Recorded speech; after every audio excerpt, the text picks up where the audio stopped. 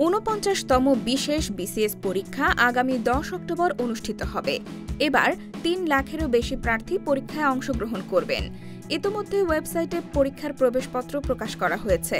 পরীক্ষার আগে আর ৩ দিন সময় পাবেন চাকরি প্রার্থীরা, ফলে তাদের মধ্যে চলছে শেষ মুহূর্তের প্রস্তুতি।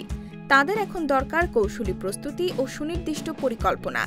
যেহেতু হাতে সময় কম, তাই তাদের পড়ার একটি দৈনন্দিন তালিকা বানিয়ে ফেলতে হবে। বিষয় ভাগ ভাগ করে পড়তে হবে। যে বিষয়গুলো অধিক গুরুত্বপূর্ণ সেগুলোকে তালিকার প্রথমে রেখে পড়তে হবে। বিগত সালের প্রশ্নগুলো বারবার অনুশীলন করতে হবে। যে প্রশ্নগুলো একাধিকবার আসে সেগুলোর ওপর অধিক গুরুত্ব দিতে হবে। বিসিএস ছাড়া বিগত সালের অন্যান্য চাকরি পরীক্ষার প্রশ্নগুলো অনুশীলন করতে হবে। সাম্প্রতিক সময়ে ঘটে যাওয়া বিষয়গুলোর উপর বিশেষ নজর রাখা উচিত। বিসিএস এর সাম্প্রতিক বিষয় থেকে প্রশ্ন আসার সম্ভাবনা খুব বেশি থাকে। তাই বিগত ৪-৬ মাসের গুরুত্বপূর্ণ সাম্প্রতিক বিষয়গুলো লক্ষ্য রাখতে হবে। এছাড়াও খেলাধুলা, গুরুত্বপূর্ণ পুরস্কার, জাতীয় বাজেট, আন্তর্জাতিক বিষয়গুলো পড়তে হবে।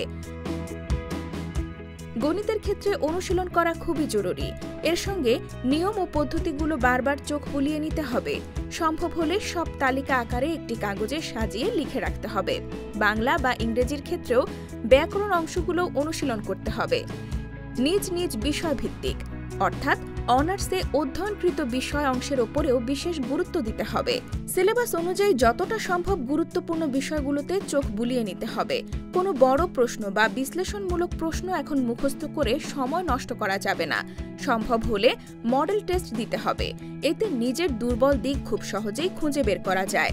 তাই মডেল টেস্টের দিকে বিশেষ লক্ষ্য দিতে হবে।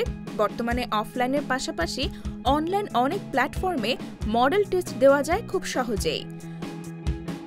পড়াশোনার পাশাপাশি নিজের শারীরিক ও মানসিক স্বাস্থ্যের দিকেও যত্নশীল হতে হবে। পর্যাপ্ত ঘুম ও সুষম খাবার গ্রহণে বিশেষ লক্ষ্য রাখা উচিত। সুস্থ থাকার জন্য দিনে অন্তত ৬ থেকে ৭ ঘন্টা ঘুমানো প্রয়োজন। নিজের প্রতি আত্মবিশ্বাস রাখতে হবে। কোনো ক্রমেই হাল ছাড়া যাবে না। ভালো প্রস্তুতির সঙ্গে মনোবল রাখলে এবং উত্তরপত্র নিয়ম মেনে যথাযথভাবে পূরণ করলে সাফল্য ধরা দিতে বাধ্য।